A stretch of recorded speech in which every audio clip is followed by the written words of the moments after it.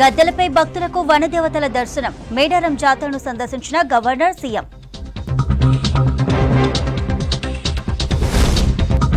ఇరవై 27న free current gas పథకం ప్రారంభిస్తామన్న రేవంత్. రుణమాఫీపై త్వరలో శుభవార్త చెప్తామని కామెంట్. అధికార లాంఛనాలతో ఎమ్మెల్యే లాస్యనందిత అంత్యక్రియలు. నివాళులు అర్పించిన సీఎం, మంత్రులు అండగా ఉంటామని హామీ. ఉమ్మడి నల్గొండలో మున్సిపాలిటీలపై కాంగ్రెస్ పట్టు. జిల్లాలోని మెజార్టీ చైర్మన్లు హస్తగతం.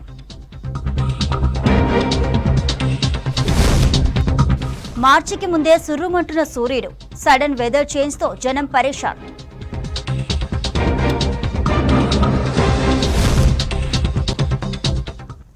డీటెయిల్స్ చూద్దాం. సమ్మక్క సారలమ్మ దీవెనలతోనే ప్రజా ప్రభుత్వం ఏర్పడిందన్నారు సీఎం రేవంత్ రెడ్డి. మేడారం జాతరను ముఖ్యమంత్రి సందర్శించారు. సీఎంకు మంత్రి సీతక్క, అధికారులు స్వాగతం పలికారు. ముఖ్యమంత్రి హోదాలో రేవంత్ రెడ్డి మొదటిసారి అమ్మవారిని దర్శించుకున్నారు.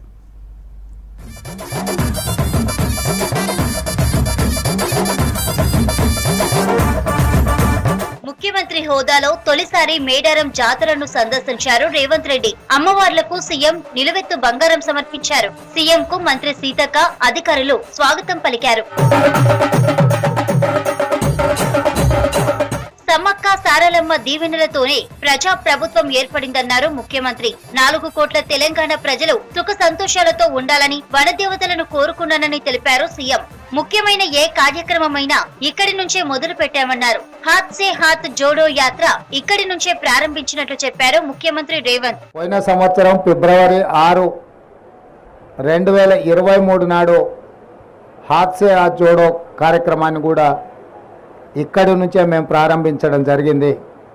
ఆ రోజే చెప్పినాం, తప్పకుండా రాబోయే ఎన్నికల్లో ప్రజా తీర్పు కాంగ్రెస్ పార్టీకి అనుకూలంగా ఉంటుంది, ప్రజాప్రభుత్వం ఏర్పడుతుంది. పెద్ద ఎత్తున రాబోయే సమ్మక్క సారలమ్మ జాతరను మా చేతుల మీదుగా భక్తులకు అసౌకర్యం కలగకుండా అన్ని రకాల ఏర్పాట్లు మేమే సొంతంగా పర్యవేక్షించి ఏర్పాటు చేస్తామని ఆ రోజు చెప్పడం జరిగింది. అదేవిధంగా ఈరోజు అమ్మల ఆశీర్వాదంతో అధికారం వచ్చింది. జోడో యాత్ర సమయంలో ఎలాంటి ఆటంకం లేకుండా జాతర జరిపిస్తామని మాట ఇచ్చామని, ఆ మాట ప్రకారమే జాతర కోసం 110 కోట్ల నిధులు విడుదల చేశామని చెప్పారు. జాతర కోసం 6000 బస్సులతో ట్రాన్స్పోర్టేషన్ కల్పించినట్లు తెలిపారు సీఎం. పేద ప్రజలందరూ కూడా రవాణా ఇబ్బందులు ఉండొద్దు అని, ముఖ్యంగా ఆడబిడ్డలకు ఆర్టీసీ బస్సులో ఉచిత ప్రయాణాన్ని మా ప్రభుత్వం తీసుకున్న మొట్టమొదటి తొలి నిర్ణయం. ఈరోజు ఈ జాతరకు లక్షలాది మంది ఆడబిడ్డలు వస్తున్న సందర్భంగా 6000 బస్సులతో రవాణా సౌకర్యాలు ఏర్పాటు చేసినాము. అన్ని డిపోలలో ఉన్న బస్సులను ఇక్కడికి పంపాలని ఆదేశాలు ఇవ్వడం జరిగింది. అదనంగా 100 కొత్త బస్సులను కొని ఈ జాతర ఏర్పాట్లలో వాటిని వినియోగించడం జరిగింది. ప్రజాపాలన ప్రజలకు చేరువైందనే నమ్మకం కల్పించామన్నారు ముఖ్యమంత్రి రేవంత్ రెడ్డి. జాతరకు 1.5 పైగా భక్తులు వస్తే ఈ పండుగను జాతీయ పండుగగా మార్చాలని కేంద్రాన్ని కోరామని, కానీ అందుకు కేంద్రం స్పందించలేదని అన్నారు సీఎం. అందుకే కేంద్ర ప్రభుత్వం ఉత్తర భారతం, దక్షిణ భారతం అనే వివక్ష చూపించడం మంచిది కాదు. దక్షిణ భారతదేశంలోనే కాదు, ప్రపంచంలోనే సమ్మక్క సారలమ్మ జాతరకు ఒక ప్రత్యేకమైన గుర్తింపు ఉంది. వారి వీరోచిత గాథ చరిత్ర పుటలలో ఉన్నది. కాబట్టి కేంద్ర ప్రభుత్వం నిర్లక్ష్యం చేయకుండా ప్రధానమంత్రి గారు రావాలి, సందర్శించుకోవాలి అని చెప్పి ఈ సందర్భంగా నేను వారికి విజ్ఞప్తి చేస్తున్నా. 6 గ్యారంటీల అమలుపై సీఎం రేవంత్ రెడ్డి కీలక వ్యాఖ్యలు చేశారు. ఫిబ్రవరి 27న 500కే గ్యాస్ సిలిండర్, 200 యూనిట్ల ఫ్రీ కరెంట్ అమలు చేస్తామని చెప్పారు. పథకం అమలు కార్యక్రమానికి ప్రియాంక గాంధీ వస్తారని తెలిపారు. పేదవాళ్లకు 200 యూనిట్ల వరకు తెల్ల రేషన్ కార్డు ఉన్న ప్రతి పేదవాడికి ఇంటికి ఉచితంగా విద్యుత్తునిచ్చే కార్యక్రమాన్ని ఫిబ్రవరి 27 తారీఖు నాడు సాయంత్రము ప్రారంభించబోతున్నాము. ఆ కార్యక్రమానికి శ్రీమతి ప్రియాంక గాంధీ గారు కూడా హాజరు కాబోతున్నారు. ఏపీ ప్రభుత్వం కృష్ణా జలాలను తరలించుకుపోతుంటే కేసీఆర్ ఆపలేదన్నారు రేవంత్. 10 ఏళ్లలో ఉమ్మడి రాష్ట్రంలో జరగని అన్యాయం జరిగిందన్నారు. కేసీఆర్ అవినీతి అక్రమాలపై మోదీ కూడా మాట్లాడలేదని విమర్శించారు. ఇప్పుడు కాళేశ్వరం అవినీతిపై బీజేపీ, సిపిఐ విచారణ అంటుందని ఆరోపించారు. కాళేశ్వరం అవినీతిపై జ్యుడిషియల్ విచారణ చేయిస్తామని ముఖ్యమంత్రి రేవంత్ రెడ్డి తెలిపారు. ఈ 10 సంవత్సరాలు ఆయన దోపిడీ చేస్తున్నప్పుడు పిల్లి కళ్ళు మూసుకొని పాలు తాగింది అన్నట్టుగా మోడీ గారు కూడా ఒక్కరోజు కూడా కేసీఆర్ని నిలువరించే ప్రయత్నం చేయలే. ఈరోజు బీజేపీ వాళ్ళు అంటున్నారు మాకు సిబిఐకి మేము తెలుస్తామని. 10 సంవత్సరాలు మీరే ఉన్నారు కదా, సిబిఐ మీదే, ఈడీ మీదే, ఇన్కమ్ ట్యాక్స్ మీదే. సింగిల్ కేసు అయినా కేసీఆర్ కుటుంబానికి వ్యతిరేకంగా మీరు ఎఫ్ఐఆర్ చేసిందా? ఒక్క రూపాయి అవినీతి మీదైనా మీరేమైనా విచారణ చేపట్టిందా? ప్రతిపక్షంలో మేము ఉన్నప్పుడు పదే మీకే అధికారికంగా ఫిర్యాదులు చేసినాం, కోర్టు నుంచి కూడా ఆర్డర్లు తీసుకొచ్చిన నేను, కానీ ఏ రోజు కూడా విచారణ చేయలే. ఇవాళ మేము జ్యుడిషియల్ ఎంక్వైరీకి ఆర్డర్ ఇచ్చిన తర్వాత న్యాయాధిపతులతోని న్యాయస్థానాల ద్వారా కేసీఆర్ అవినీతి మీద విచారణ చేయడానికి మేము నిర్ణయం తీసుకున్నాక ఇప్పుడు మమ్మల్ని అడుగుతున్నారు సిబిఐకి ఏమని. ఇక ఈ కార్యక్రమంలో మంత్రులు సీతక్క, కొండా సురేఖ, పొంగులేటి శ్రీనివాసరెడ్డి, శ్రీధర్ బాబుతో పాటు సిఎస్ శాంతి కుమారి పాల్గొన్నారు. కరెంటు కోతల ప్రచారంపై సీఎం రేవంత్ రెడ్డి సీరియస్ అయ్యారు. అకారణంగా పవర్ కట్ చేస్తే విద్యుత్ అధికారులపై చర్యలు తీసుకుంటామని ఘాటుగా హెచ్చరించారు. కరెంటు విషయంలో సర్కార్ను బద్నాం చేయడానికే కొంతమంది కుట్ర చేస్తున్నారన్న అనుమానాలున్నాయి. మంత్రి సీతక్క ప్రెస్ మీట్లోనే కరెంటు పోవడం చర్చనీయాంశంగా మారింది. మంత్రులు కూడా పలు సందర్భాల్లో అనుమానాలు వ్యక్తం చేస్తున్నారు. గతేడాది కంటే ప్రస్తుతం కరెంటు సప్లై ఎక్కువ ఉంది. కరెంటు కోతలున్నాయని సోషల్ మీడియాలో తప్పుడు ప్రచారం జరుగుతోందన్న అనుమానాలు వ్యక్తమవుతున్నాయి. తప్పుడు ప్రచారం చేస్తే సైబర్ క్రైమ్ కింద కఠిన చర్యలు తీసుకోవాలని వార్నింగ్ ఇచ్చింది సర్కార్.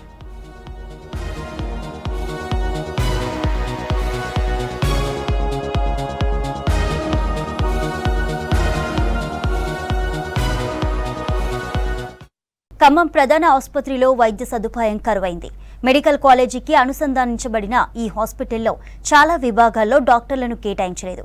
అత్యంత ఖర్చుతో కూడుకున్న డయాలసిస్ సేవల కోసం నెఫ్రాలజీ, యూరాలజీ డాక్టర్లు లేరు.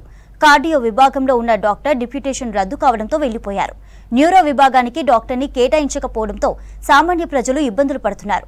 ప్రతిరోజు వందల సంఖ్యలో ఓపీకి వచ్చే సామాన్యులు వైద్యులు అందుబాటులో లేక వెన్నుతిరుగుతున్న వైనంపై మరిన్ని వివరాలు ఖదీర్ అందిస్తారు. ఖమ్మం ప్రభుత్వ ప్రధాన ఆసుపత్రిలో ఎమర్జెన్సీ డాక్టర్లు ఎవరు ఇక్కడ అందుబాటులో లేకపోవడంతో స్థానికంగా ఉన్న ప్రజానికం ఆందోళన చెందుతా ఉంది. ప్రధానంగా చూస్తే ఇక్కడ ఎక్కువగా చుట్టుపక్కల తండాలకు సంబంధించిన గ్రామాలకు, మండలాలకు సంబంధించిన వాళ్ళందరూ కూడా ఖమ్మం కేంద్రంగా ఉన్న ప్రభుత్వ ప్రధాన ఆసుపత్రికి రావడం జరుగుతుంది. అందులో ఏదైనా యాక్సిడెంట్ జరిగినప్పుడు న్యూరో విభాగానికి, అదేవిధంగా కార్డియాలజీ విభాగానికి, యూరాలజీ, నెఫ్రాలజీతో పాటు ఇక్కడ డయాలసిస్ సెంటర్ని కూడా ఏర్పాటు చేయడం జరిగింది. అయితే అనేక మంది సామాన్యులు, పేదలందరూ కూడా తమకు అందుబాటులో ఉంటుందని చెప్పేసి ప్రభుత్వ ఆసుపత్రికి వస్తూ ఉంటారు. ఈ నేపథ్యంలో చూస్తే కార్డియాలజీ విభాగానికి ఇక్కడ డిప్యూటేషన్ పై డాక్టర్ ఇక్కడ నుంచి బదిలీ అయి వెళ్ళిపోవడం జరిగింది. అదేవిధంగా న్యూరో అసలు ఇక్కడ డాక్టరే కేటాయించడం లేదు. దాంతో పాటుగా న్యూరో విభాగానికి కూడా ఇక్కడ డాక్టర్ లేరు.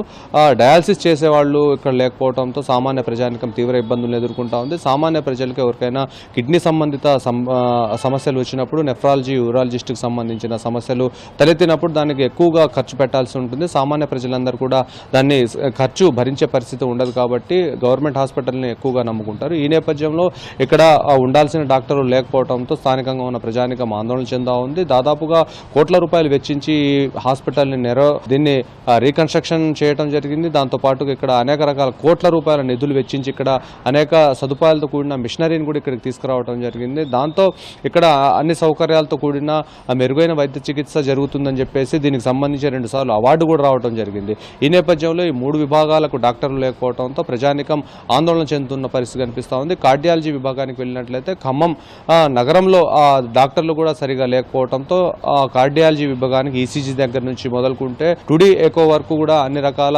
సదుపాయాలు ఇక్కడ ఉన్నాయని చెప్పేసి భావించారు. కానీ ఇప్పుడు ఒక టుడీ తీయాలి అంటే దాదాపుగా ఒక 2,000 రూపాయలు ఖర్చు వస్తుంది. దాంతో పాటుగా ఈసీజీ తీయాలంటే 100 నుంచి 200 అవుతుంది. దాంతో పాటుగా అక్కడ వేరే కన్సల్టెన్సీలకు వెళ్లే పరిస్థితి లేదు. అక్కడ డాక్టర్లు కూడా చాలా ఖరీదుగా ఉన్నారు. వాళ్ళని భరించడం కూడా చాలా కష్టతరంగా మారింది. దాంతో ప్రభుత్వ ఆసుపత్రిని నమ్ముకున్న సామాన్య ప్రజానికం తీవ్ర ఇబ్బందులు ఎదుర్కొంటా ఉంది. దాంతోపాటుగా యూరాలజీ, అదేవిధంగా నెఫ్రాలజీ సమస్యలు ఉన్న డయాలసిస్ పేషెంట్లందరూ కూడా ప్రైవేట్ హాస్పిటల్కి వెళ్తే దాదాపుగా 10,000 రూపాయల నుంచి 15,000 వరకు డయాలసిస్ ఒక సిట్టింగ్కి ఖర్చు వస్తూ ఉంది. దాంతో సామాన్య ప్రజానికం దాన్ని భరించే పరిస్థితి కనపడటం లేదు. ఇక్కడ ఒక డాక్టర్ని నియమించాల్సింది ఇప్పుడు ఎంబీబీఎస్ కోర్స్ పూర్తయిన తర్వాత మాత్రమే ఇక్కడికి డాక్టర్లకు వచ్చే అవకాశం ఉందని చెప్పేసి ఓవైపు స్థానికంగా ఉన్న సూపరింటెండెంట్ చెప్తా ఉన్నారు. ఏది ఏమైనా కానీ కార్డియాలజీ కార్డియాలజీ, న్యూరో, అదేవిధంగా నెఫ్రాలజీ, యూరాలజీ, డయాలసిస్కి సంబంధించిన డాక్టర్లు లేకపోవడంతో ఇక్కడ సామాన్య పేషెంట్లందరూ కూడా తీవ్ర ఇబ్బందులకు గురవుతున్నారు. ఆ డాక్టర్లు అందుబాటులో లేకపోవడంతో వాళ్లకు వారిని మించిన భారం కావడంతో వాళ్ళందరూ కూడా తీవ్ర ఇబ్బందులు ఎదుర్కొంటున్న పరిస్థితి కనిపిస్తూ ఉంది. ప్రభుత్వం ఓవైపు ఆరోగ్యశ్రీ ద్వారా 10 లక్షల రూపాయలు సామాన్య ప్రజానికం వైద్యం చేయించుకోవచ్చు అని చెప్తుంది. కానీ ఆ స్థాయిలో ఇక్కడ డాక్టర్లు లేకపోవడంతో ఆ వైద్య సదుపాయాలు వీళ్ళకి అందకుండా పోతున్నాయి. దాంతో ప్రజలందరూ కూడా నిరాశ చెందుతున్న పరిస్థితి కనిపిస్తూ ఉంది. ఖమ్మం నగరంలో ఒకవేళ డయాలసిస్ సెంటర్ లేకపోతే, అదేవిధంగా కార్డియాలజీ విభాగానికి సంబంధించిన డాక్టర్లు అందుబాటులో లేకపోయినా, న్యూరో విభాగానికి సంబంధించిన డాక్టర్లు లేకపోయినా, ఇదంతా ఖర్చుతో కూడుకున్న వ్యవహారం కాబట్టి ఇక్కడికి సంబంధించిన పేషెంట్లందరూ కూడా హైదరాబాద్ వెళ్లాల్సిన పరిస్థితి కనిపిస్తూ ఉంది. ఎవరైనా స్థానికంగా ఇక్కడ యాక్సిడెంట్లు ఏదైనా జరిగినట్లయితే వెంటనే న్యూరోకి సంబంధించిన ఎక్కువగా గాయాలైన వాళ్ళందరూ కూడా ప్రభుత్వ ఆసుపత్రికి వచ్చి ఇక్కడ చికిత్స పొందే అవకాశం ఉంటుంది. ఒకవేళ ఇక్కడ సంబంధిత డాక్టర్లు లేకపోవడంతో హైదరాబాద్ వెళ్లే మార్గంలోనే వాళ్లకు ప్రాణాపాయ స్థితికి వాళ్ళు వెళ్లే పరిస్థితి ఏర్పడింది. దాంతో సామాన్య ప్రజానికం తీవ్ర ఇబ్బందులను ఎదుర్కొంటా ఉంది. ఏదేమైనా కానీ సంబంధించిన డాక్టర్లను నియమించినట్లయితే సామాన్య ప్రజానికి చాలా బాగుంటుందని చెప్పేసి ప్రజానికం కూడా కోరుతున్న పరిస్థితి. వీడియో జర్నలిస్ట్ షర్షత్తో Qadeer, V6 news, Khammam. Adilabad Armoor railway line ఉద్యమం తీవ్రతరమవుతోంది. ఈ రైల్వే లైన్ కు పుష్కర కాలంగా మోక్షం లభించడం లేదు. కేంద్ర సర్కార్ నిధులు మంజూరులో జాప్యంతో రైల్వే లైన్ కు గ్రీన్ సిగ్నల్ పడడం లేదు. రైల్వే లైన్ నిర్మాణ జాప్యంతో ఉమ్మడి ఆదిలాబాద్ జిల్లా అభివృద్ధి కుంటుపడుతోందని ఆందోళన వ్యక్తమవుతోంది. రైల్వే లైన్ ఏర్పాటుపై లిఖితపూర్వక హామీ ఇవ్వాలని డిమాండ్ వ్యక్తమవుతోంది.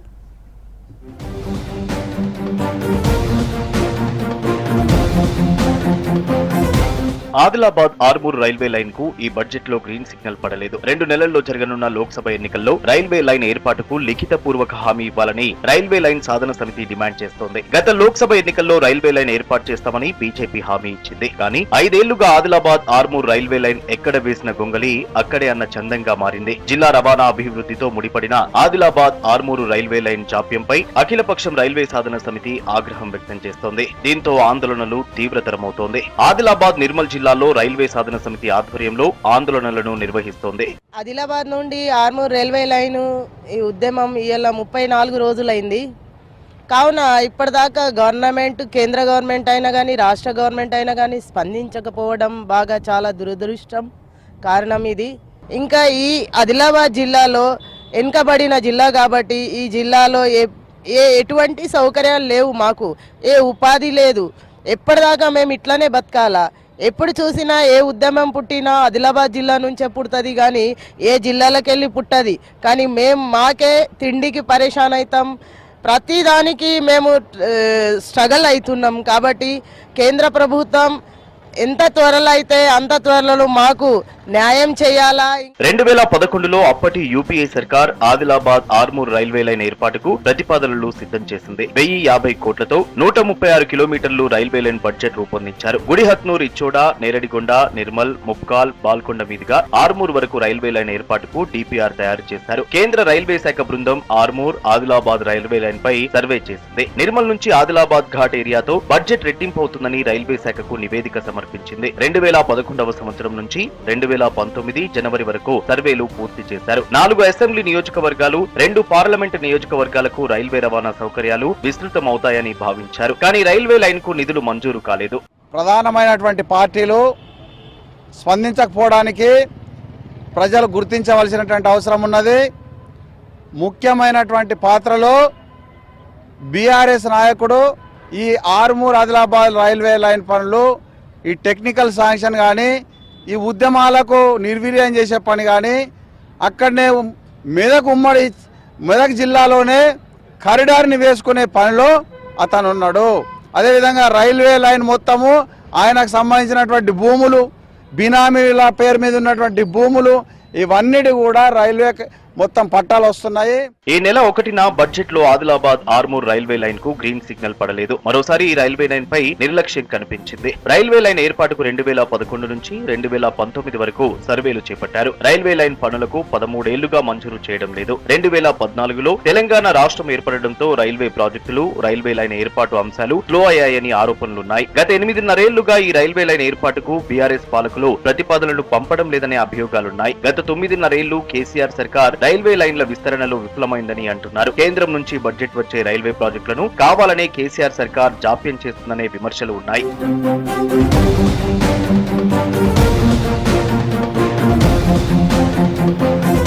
ఆదిలాబాద్ ఆర్మూర్ రైల్వే లైన్ నిధుల జాప్యంపై ఆగ్రహం వ్యక్తం చేస్తున్నారు ఉమ్మడి జిల్లా వాసులు. జగిత్యాల సీఐ నటేష్ సస్పెండ్ అయ్యారు. అవినీతి, క్రైమ్ బర్కింగ్ ఆరోపణల నేపథ్యంలో నటేష్ను ఉన్నతాధికారులు సస్పెండ్ చేశారు. ఈ మేరకు మల్టీజోన్ 1 ఐజీ ఉత్తర్వులు జారీ చేశారు.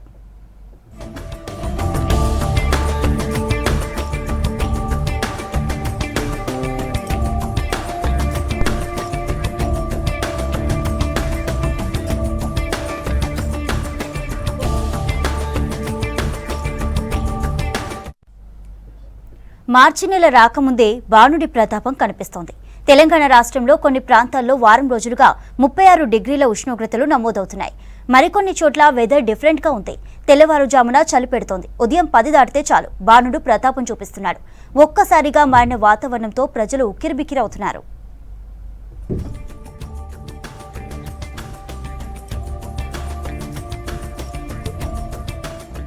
ఈసారి ఎండలు ముందే రానున్నాయని, గతేడాది కంటే కూడా ఎక్కువగా ఉండనున్నాయని వాతావరణ శాఖ అధికారులు అంటున్నారు. ప్రస్తుతం ఉదయం 10 దాటితే చాలు చుక్కలు కనిపిస్తున్నాయి. ఎల్నినో ప్రభావంతో ఈ సంవత్సరం చలికాలం కూడా చాలా వేడిగా గడుస్తుంది.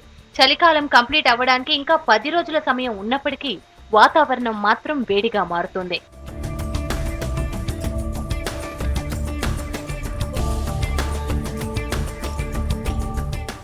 గత సంవత్సరంతో పోల్చితే చలికాలంలో ఎండ తీవ్రత ఎక్కువగా ఉంది. ఈ ఫిబ్రవరి చివరి నుంచి వేసవికాలం మొదలవుతుందని వాతావరణ శాఖ అంచనా వేయగా ప్రస్తుతం ఎండలు మండిపోతున్నాయి.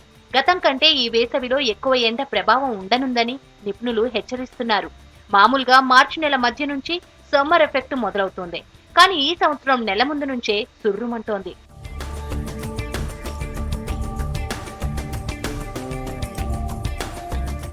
టైం కాని టైంలో ఉష్ణోగ్రత పెరగడానికి కారణం వాతావరణంలో ఏర్పడిన ఎల్నినో ఎఫెక్ట్ అంటున్నారు సైంటిస్టులు. భూతాపం ఎప్పటికప్పుడు పెరుగుతుందని అంటున్నారు. ఈ వేసవిలో వడగాల్పులు ప్రభావం చూపనుందని, సమ్మర్లో కొన్నిసార్లు హీట్ వేవ్స్ ఎఫెక్ట్ చూపిస్తుందని అంచనా వేస్తున్నారు. తగిన జాగ్రత్తలు తప్పనిసరని చెప్తున్నారు డాక్టర్స్.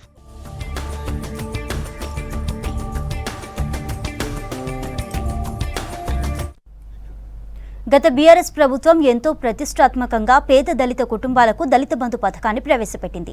అర్హులైన దళిత అభ్యర్థుల నుంచి దరఖాస్తులు స్వీకరించి వారిని ఎంపిక చేసింది. లాంఛనంగా ఒక్కొక్క కుటుంబానికి 10 లక్షల రూపాయలు విలువ చేసే వ్యాపార యూనిట్లను అందించింది. ఆ పథకం పక్కదారి పట్టింది. లబ్ధిదారులు లేని చోట ఆ పథకం అమలైందనే విమర్శలున్నాయి. ఓట్ల కోసం ఆ పథకం వినియోగించబడిందని ఆరోపణలున్నాయి.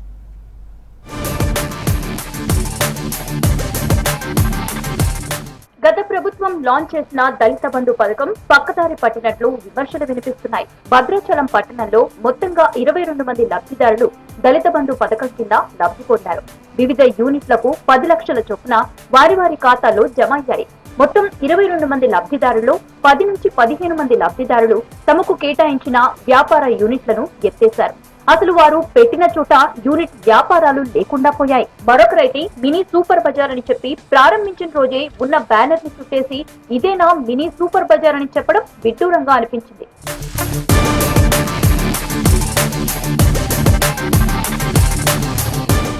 ఇలా ఫాస్ట్ ఫుడ్ సెంటర్లు, డీజే సౌండ్ సిస్టంలు, మినీ సూపర్ బజార్లు, టెంట్ హౌస్లు, సెంట్రింగ్ షాపులు, ఆటోమొబైల్ షాపుల పేరుతో రాష్ట్ర ప్రభుత్వం అందించిన దళిత బంధు పథకాన్ని అమ్మేసుకుని ఇప్పుడు మళ్లీ రోడ్డు మీద పడ్డారు.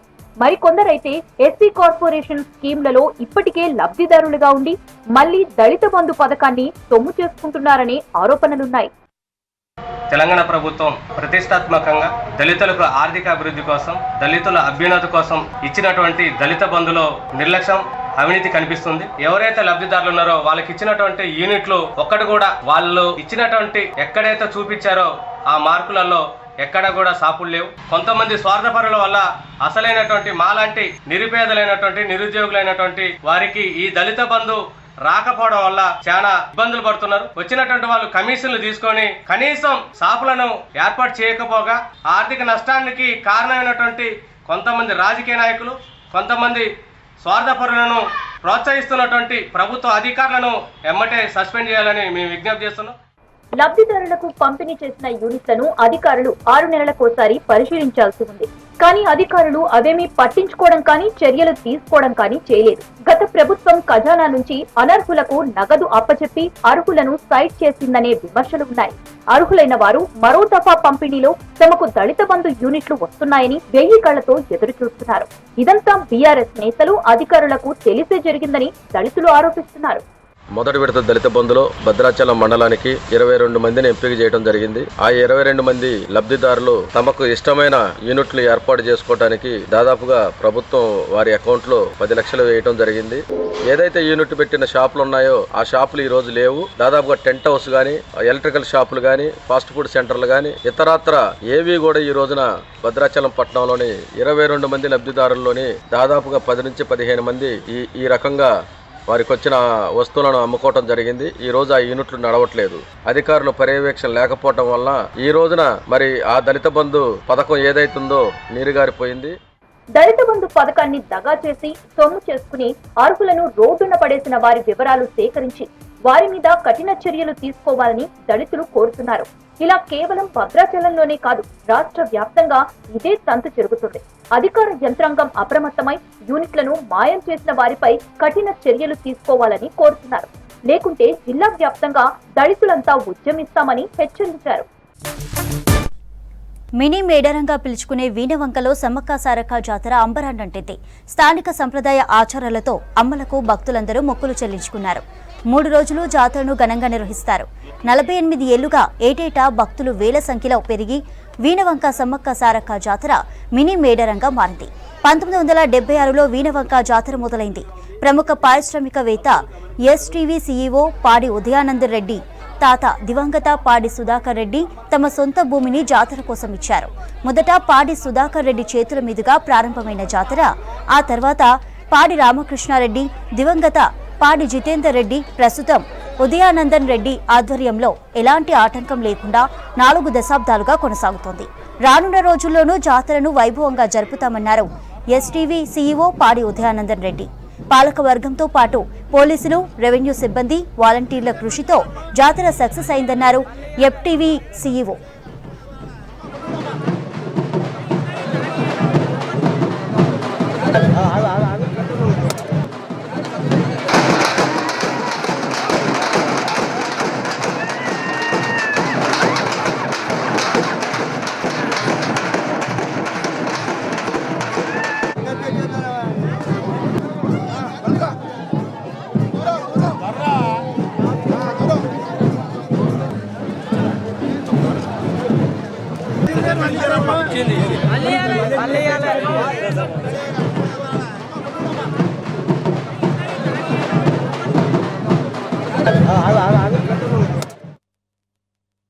వీణవంకలో సమ్మక్క సారలమ్మ జాతర ఇది 48వ జాతర. అత్యంత వైభవంగా ఈ సంవత్సరం కూడా జరిగింది. భక్తులు మన ఒక తెలంగాణే కాకుండా మహారాష్ట్ర, ఛత్తీస్గఢ్, ఇంకా వేరే దేశాలు, ఈసారి ఆస్ట్రేలియా నుంచి కూడా రావడం జరిగింది. ఎప్పటిలాగే భక్తులు ఈసారి సంవత్సరం లాస్ట్ సంవత్సరం కంటే కూడా ఎక్కువ మంది రావటం జరిగింది. ఎన్నో ఆటంకాలు వచ్చినా మొన్న లాస్ట్ టైం అలా దానికంటే కూడా చాలా భక్తుల సంఖ్య పెరిగింది. భక్తులకు అన్ని విధాలుగా సౌకర్యాలు ఇవ్వడం జరిగింది. ఈ జాతరను అత్యంత వైభవంగా నిర్వహించడానికి సహకరించిన పోలీస్ సిబ్బందికి, వాలంటీర్స్కి, గ్రామ ప్రజలకి, వీణవంక గ్రామ ప్రజలకి, ఆర్గనైజింగ్ మెంబర్స్, వాలంటీర్స్ అందరికి కూడా నా హృదయపూర్వక ధన్యవాదములు. మళ్ళీ వచ్చేసారి కూడా ఇప్పుడు 51 సంవత్సరం అవుతుంది కాబట్టి ఇంకా అత్యంత వైభవంగా జరిగేందుకు మా కుటుంబమైన పాడి రామకృష్ణారెడ్డి గారు, నేను దీనికి అన్ని విధాలా కూడా కృషి చేస్తాను. The institute of commerce accountants of India ప్రకటించిన సీఎంఏ ఇంటర్ ఫలితాల్లో మాస్టర్ మైండ్స్ విద్యార్థులు ప్రభంజనం సృష్టించారని చెప్పారు city branch zonal admin Venkateswararao. ఫలితాల్లో మాస్టర్ మైండ్స్ హైదరాబాద్ బ్రాంచ్ విద్యార్థులు ఆల్ ఇండియా ర్యాంకులు కైవసం చేసుకోవడం సంతోషంగా ఉందన్నారు. ప్రీతం రెడ్డి ఆల్ ఇండియా 5వ ర్యాంకు, లక్ష్మీ ప్రసన్న 8వ ర్యాంకు, ప్రదీప్ 45వ ర్యాంకు సాధించారని చెప్పారు. అకాడమిక్ ప్రణాళిక, అత్యున్నత బోధనతో విద్యార్థులు కామర్స్ కోర్సులో ఆల్ ఇండియా ర్యాంకులు కైవసం చేసుకున్నారని తెలిపారు. ర్యాంకులు సాధించిన విద్యార్థులను కళాశాల ఆవరణలో ఘనంగా సన్మానించారు. ఆల్ ఇండియా లెవెల్లో మొదటి 50 ర్యాంకులు మాత్రం ఇవ్వడం జరుగుతుంది. అలానే CMA ఫైనల్లో కూడా ఆల్ ఇండియా లెవెల్లో మొదటి 50 ర్యాంకులు మాత్రం ఇవ్వడం జరుగుతుంది, ప్రకటించడం జరుగుతుంది. ఇలా ప్రకటించినటువంటి 50 ర్యాంకుల్లో ఆల్ ఇండియా లెవెల్లో CMA ఇంటర్లో 49 ర్యాంకులు, అలానే CMA ఫైనల్లో 34 ర్యాంకులు మాస్టర్ మైండ్స్ విద్యార్థులు కైవసం చేసుకోవడం జరిగింది. CMA ఫైనల్లో all India 2nd rank best rank అండి. CMA ఇంటర్లో all India 5th rank best rank. And విశేషం ఏంటంటే సేమ్ మార్క్స్ ఎక్కువ మంది స్టూడెంట్స్కి వస్తే వారందరికి కూడా ర్యాంక్ కేటాయించడం జరుగుతుంది. అంటే ఒకే ర్యాంక్ మల్టిపుల్ స్టూడెంట్స్కి వస్తుంది. సో ఒకే మార్క్ ఒక 3-4 వస్తే 3-4 కూడా సేమ్ ర్యాంక్ కేటాయించడం జరుగుతుంది. సో CMA ఇంటర్లో కానీ CMA ఫైనల్లో కానీ మొత్తం కలిపి నిన్న ప్రకటించిన ఫలితాలలో 83 ఆల్ ఇండియా ర్యాంక్స్ రావటం జరిగిందండి. ఇవి మా జీవితకాలపు ర్యాంకులు కాదు, కేవలం నిన్నొక్క రోజు వచ్చినటువంటి ఫలితాలలో వచ్చిన ర్యాంకులు. పూర్తిగా ఈ యొక్క క్రెడిట్ నేను విద్యార్థులకే ఇస్తాను. ఎందుకంటే మేము చదువు చెప్పిన ప్రతి స్టూడెంట్కి ర్యాంక్ వస్తే అది మా క్రెడిట్ అండి. ఇలా కొద్ది మందికి ర్యాంక్ వస్తే ఖచ్చితంగా అది విద్యార్థుల క్రెడిటే. దీనికి తోడ్పాటునిచ్చినటువంటి మా టీం మెంబర్స్కి, స్టూడెంట్స్కి, పేరెంట్స్ అందరికి కూడా ఖచ్చితంగా మీ అందరి సమక్షంలో నేను ధన్యవాదాలు తెలియజేస్తాను.